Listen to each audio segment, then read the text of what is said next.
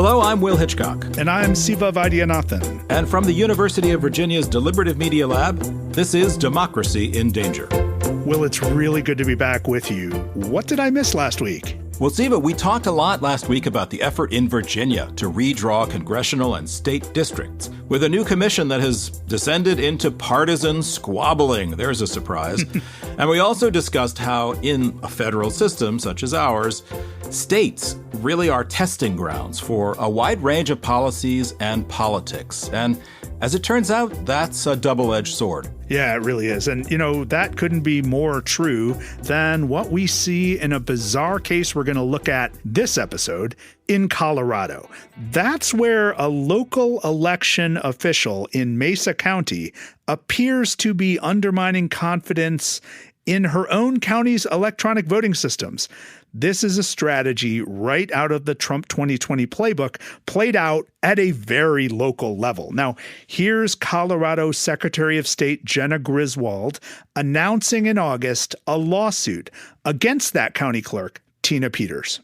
To be very clear, Mesa County clerk and recorder allowed a security breach and, by all evidence at this point, assisted it. The voting equipment currently in Mesa County can no longer be used. These machines will have to be replaced, or Mesa County will have to do a hand count. Yeah, in this case, an elected official is working to make conspiracy theories go mainstream. The Secretary of State's office is alleging that Peters and her deputy, Belinda Knisley, snuck an unauthorized consultant into their office to copy voting machine data while their own security cameras were turned off. Wow. Seems pretty fishy. And for a while, Peters kind of vanished, claiming that she feared for her safety. Well, today we have investigative reporter Emma Brown of The Washington Post. She's here to flesh out this story. Emma has been covering the Tina Peters debacle and efforts last year to undermine President Biden's legitimate electoral victory. Emma, welcome to Democracy in Danger. Thank you so much for having me. Well, Emma, we called you because we wanted to talk about this weird story out of Colorado, but we really have to start with this latest investigation you've been working on. Just this weekend, you co-wrote a report that the Trump campaign had set up a command center at the Willard Hotel in Washington, D.C. They wanted to get state lawmakers and Vice President Pence to work in concert to halt the certification of the Electoral College vote, which, of course, was the precipitation to the invasion of the Capitol on January 6th. Can you tell us more about this story? How close did they actually come to preventing the certification of the electoral votes? Well, I think our story helps fill out a picture of this January 6th drew so much attention for the violence and just the brutality and the violation of physical violation of people against police and against the building of the Capitol and the danger that lawmakers were in and this very physical sort of visceral experience. But I think our story helps fill out this picture of a less visible, but also very dangerous effort that had been underway, really since the election, but very intensely in the days leading up to January 6th. So we already knew because of reporting, really great reporting from the book Peril by my colleagues Bob Woodward and Bob Costa about these memos written by conservative legal scholar John Eastman that sort of purported to provide this legal argument so that Pence could reject Biden's electoral votes on January 6th. So we knew that had happened. We knew Trump was pressuring Pence. That had been reported. But what our story helps provide is this picture of Trump's most loyal lieutenants, Rudy Giuliani, Boris Epstein, Steve Bannon, sometimes John Eastman. They're at the Willard Hotel, which is about a block from the White House complex, in a set of suites and rooms that they called sometimes the War Room or the Command Center.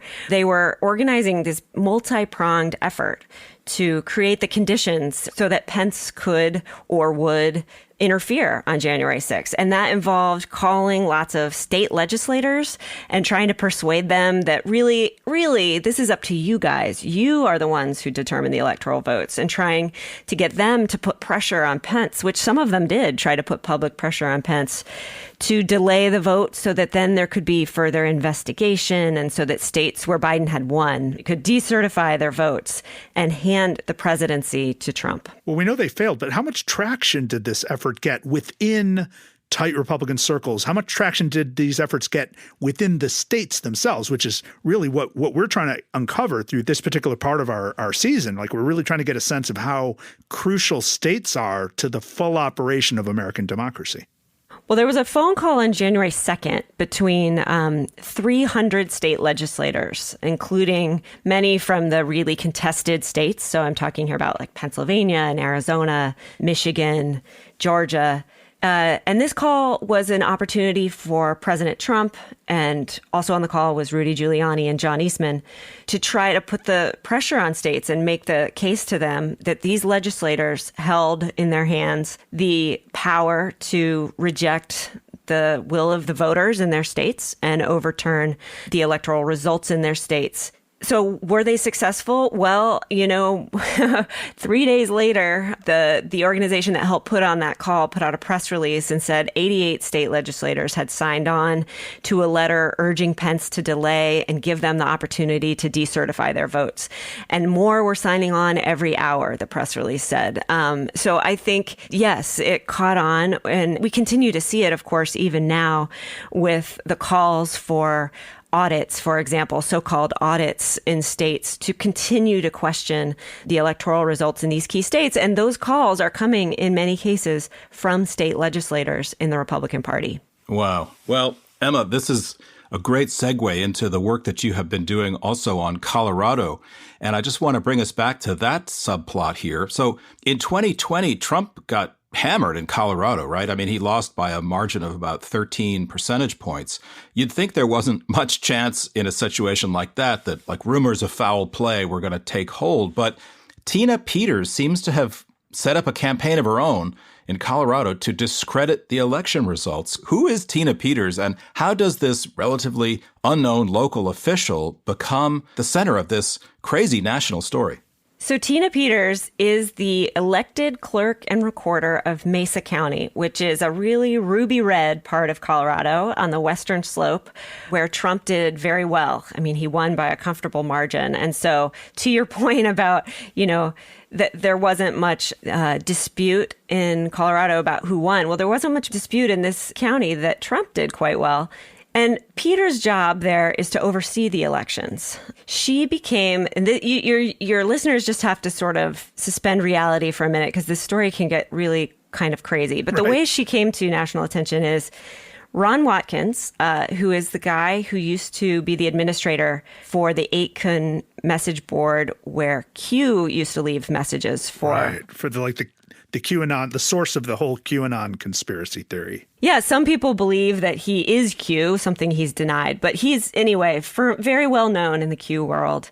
He purported to have been in touch with a whistleblower. And he started posting, this is in early August, videos and photos that he said came from this whistleblower and showed information about Dominion voting machines. Well, one of these photos was of passwords to Dominion voting machines. And ironically, he said, I got to be very careful what I post here. I don't want to dox this whistleblower. Well, the passwords were like a blinking neon light shining an arrow at Mesa County because they were passwords that were unique to the Dominion machines in Mesa County. And so as soon as that happened, Jenna Griswold, whose tape we heard a few minutes ago, the Secretary of State in Colorado, announced an investigation into what had happened with the machines there. And that, a few days later, there was even more attention on Mesa County because Watkins was presenting hard drives that had come from Mesa County, hard drives from Dominion voting machines at Mike Lindell's Cyber Symposium, right? So this is the 3-day event where the MyPillow CEO was going to finally unveil proof of election fraud in 2020. And Watkins kind of interrupted himself and said, I just heard from my lawyer. We have to stop talking about this because this data was stolen from Mesa County. And then a few minutes later, he said, he interrupted again. He said, no, I was wrong. It wasn't stolen. Oh, my God. So Tina Peters doesn't deny, right? She doesn't deny that she asked someone to come in and copy data, essentially to mess with the equipment, to breach the security of voting equipment that is maintained by Dominion voting systems. And she did this on 2 different days last May. But she claims it was to ferret out fraud, right? She says it was for a very good reason. So as a result, she is criticizing and also countersuing the Secretary of State, Jenna Griswold, who, of course, is trying to strip Peters of her duties. So here's Peters last month speaking with KKCO in Grand Junction, Colorado, after she sort of resurfaced, right, after coming out of hiding. Behind my back, and contrary to prior representations, many of these records were destroyed by the Secretary of State and the vendor, and preventing any audit of the 2020 election. This appears to be a serious crime. But thanks to my arranging for a forensic image that the EMS servers just beforehand, those records are preserved. Okay, so what is Tina Peters talking about here? Who is this mystery person she allowed into her office? And why does she claim that that was necessary? What the heck is going on here? Okay, so voting machines have to be updated. They're not connected to the internet. The sort of software update has to be done manually. And in order to do it, it's a really tightly guarded process. Voting machines are considered part of critical infrastructure, critical to our nation's national security. So they're very tightly controlled. So representatives from the Secretary of State and from the county and from Dominion are supposed to meet and do this together. And that was supposed to happen in Mesa County on May 25th. What Tina Peters argues now is that that voting machine software update was actually a secret attempt to erase the information that was needed to fully investigate the 2020 election and discover fraud. So a standard software update, which actually could be for the sake of security, she is saying was an erasure. Yes, that is her argument. And she then decided she would copy the Dominion hard drive before this update, and then she would copy it after the update, and then compare them. And that was her aim. So in order to do that, she was not a computer expert. So she brought in somebody named Gerald Wood, who now she says it was totally legal. I was hiring a consultant. At the time, the surveillance cameras were turned off. She presented Gerald Wood as an administrative assistant in her office when he was, in fact, not an employee, because only employees were allowed to be there for this software update. Right. And so he came to the software update. He apparently, although we've never heard from Gerald Wood and no charges have been filed against Gerald Wood, he apparently had a hand in helping to make these copies. Wow. So she's ended up the target of a state investigation, but Peters has also become kind of a cause célèbre among right-wing conspiracy theorists and proponents of the big lie, the notion that Trump really won the 2020 election. I just have to ask, do you think that was her goal all along, or do you think that her motives were truly to uncover some gigantic fraud? Of course, it's hard to know, but you of all people would have a sense for whether she was kind of playing the system or whether she really believed there was some gigantic fraudulent activity. I've done quite a bit of reporting now on conspiracy theories around the 2020 election and the people who spread them. And I find it really hard to definitively understand their motivations or their thought processes. But I think in Peter's case, she was convinced by, apparently, she was convinced by a man who works closely with Mike Lindell, who is he has a doctorate. He makes presentations with a lot of math, with 6th-degree polynomials, purporting to prove fraud that I think a lot of people have found compelling. And the case was made to her that she was a guardian of democracy. She was the last stand. And if she didn't stand up and do this, if she didn't copy these hard drives, then the evidence of the 2020 election fraud would be lost forever. And, that was the case that was made to her. And that's what she says she was trying to do. No, you've just made the point, and I think you've made the point in your reporting as well, right? We shouldn't look at this Mesa County soap opera in isolation. This is not about Mesa County, Colorado. This is not about the state of Colorado, that this is part of an escalation, and these are actually your words, an escalation in the attacks on the nation's voting system that is now increasingly involving election officials themselves. Some of them have been elected. Can you talk about the larger implications here? And what are election administrators as a whole saying about the spread of these tactics. I mean, it is a professional group. They have professional societies. They meet every year. They share best practices. They're involved intimately with the voting technology industry and its lobbyists. I mean, this is a pretty tight group of formerly very professional people. What's going on in this community, and what should we think about when we think about the nationwide implications? Yeah, I mean, we didn't write this story in the Washington Post because it was a crazy story in Colorado. We wrote it because we thought and we, in talking to people, understood that it was part of a much broader set of concerns about the future of our voting systems. So the professional election administrators that I've spoken to are horrified by what's happened in Mesa County, but they are also fearful because this has become a job that is increasingly stressful and untenable. I mean, it's always a stressful job to, have the weight of an election riding on you. But it used to be invisible. Yeah, these people are now the target of death threats, and their every move, under great scrutiny. And so there's a fear that there is an exodus of experienced election administrators, and that void or the vacancies that those people leave behind will be filled by people who are very partisan, who have fallen under the sway of these conspiracy theories, and will use those positions perhaps to create security risks, perhaps to further undermine just confidence in voting. And I think the local election administrators there's so many, there's thousands across the country, and it can be hard to get a grip exactly on what is happening in real time in those positions. But you can see it right now in the Secretary of State races.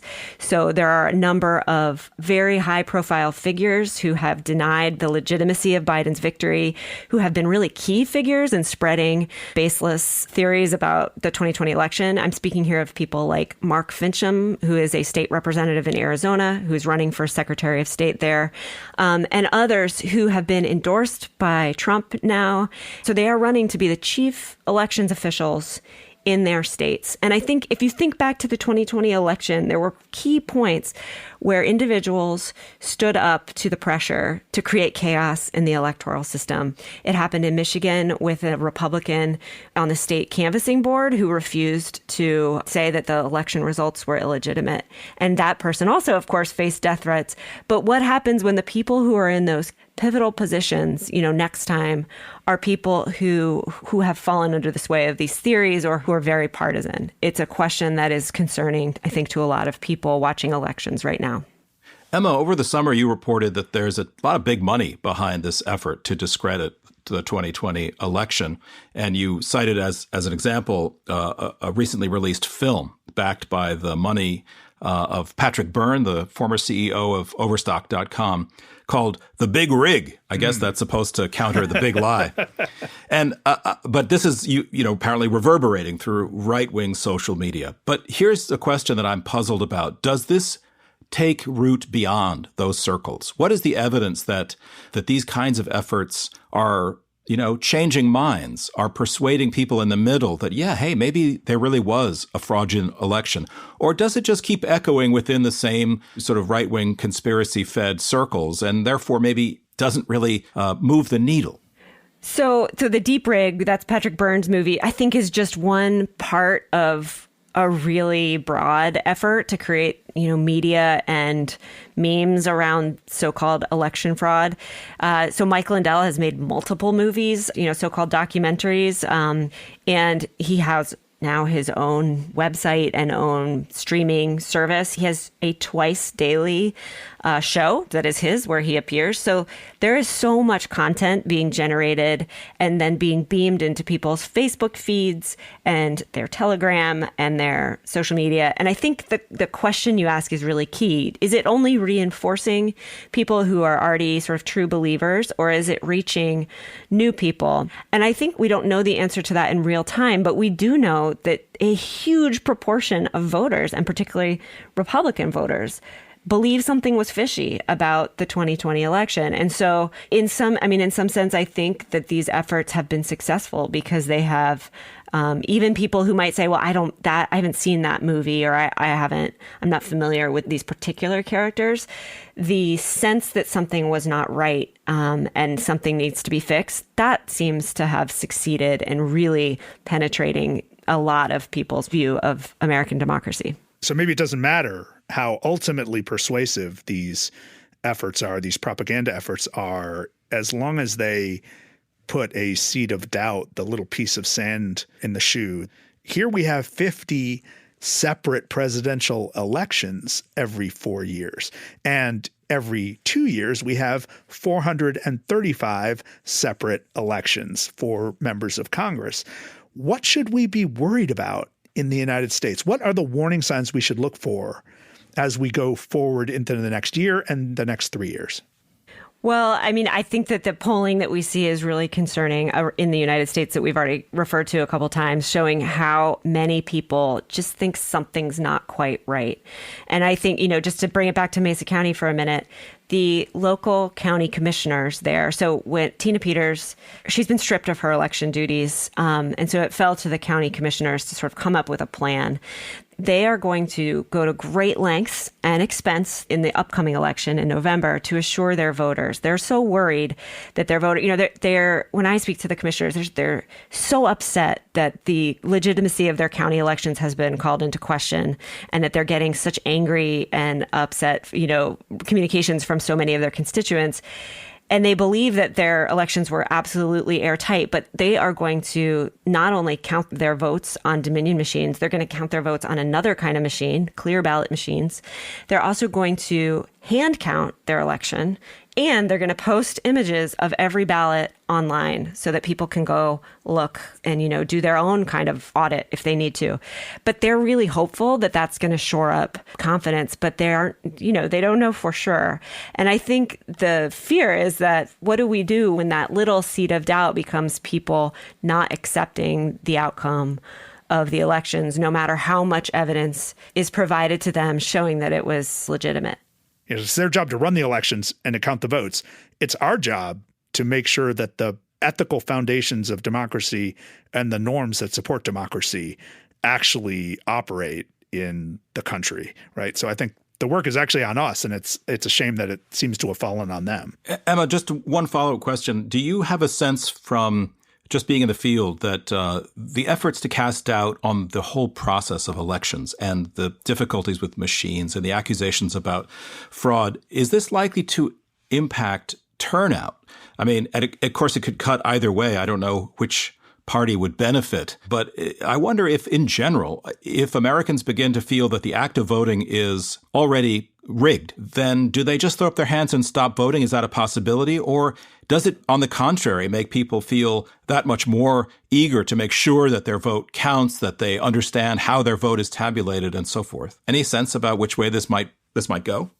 Well, I think we had a little test case of that in the Georgia Senate race in January, when then President Trump suggested that, really wasn't that important for people to show up since it was all rigged anyway. And then both Democrats won. Right. The fear I hear from election experts, election administrators, is if people do lose faith, and they're not speaking in a partisan way, but just if people start to lose faith and disengage, that is when democracy is no longer workable, because true extremist minorities can take power if the rest of us don't do our job and participate and vote and be informed. So we'll see. I think the Virginia race upcoming here in November, and then next year's midterms are really going to tell us something about how the 2020 election and all the conspiracy theories that preceded and followed the 2020 election are going to impact voting turnout and voting habits.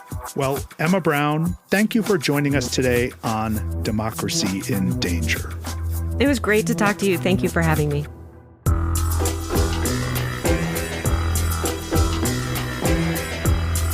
Emma Brown is an investigative reporter with The Washington Post who has been all over the story of Trump's baseless election claims. Before joining The Post, she wrote for the High Country News in Paonia, Colorado, a magazine that covers the American West. Democracy in Danger is part of the Democracy Group podcast network. Visit democracygroup.org to find all our sister shows. Here's a quick message from our friends.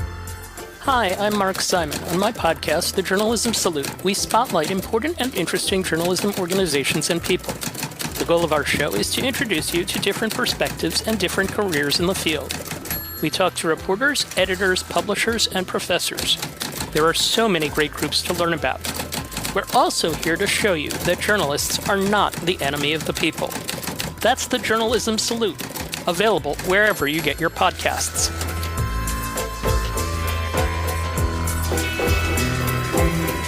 That's all we have for this week on Democracy in Danger. Stay tuned for the last show in our mini-series on the state of democracy in various interesting states. We conclude with some highlights from the Sunshine State, Florida. Lost in all of that politics is the reality that, man, what we were talking about is not about votes. We're talking about real people's lives. Also coming up, don't miss a live recording of our show this coming Monday, November 1st. We're going to consider the upcoming trial of the neo-Nazis and white nationalists who overran our hometown of Charlottesville, Virginia in August of 2017. Find out more and register to join our live show online on our webpage, dindanger.org. And stay in touch. Tag us on Twitter at DND Podcast. That's DIND Podcast. Democracy in Danger is produced by Robert Armengol with help from Jennifer Ludovici. Sydney Halliman edits the show. Our interns are Denzel Mitchell, Jane Frankel, and Ellie Bashkow. And we want to make a special shout out to our biggest fan, middle schooler Jack Catamartori of Hoboken, New Jersey. Hi, Jack. Support comes from the University of Virginia's Democracy Initiative and from the College of Arts and Sciences. The show is a project of UVA's Deliberative Media Lab. We're distributed by the Virginia Audio Collective of WTJU Radio in Charlottesville. I'm Will Hitchcock. And I'm Siva Vaidyanathan. Until next time.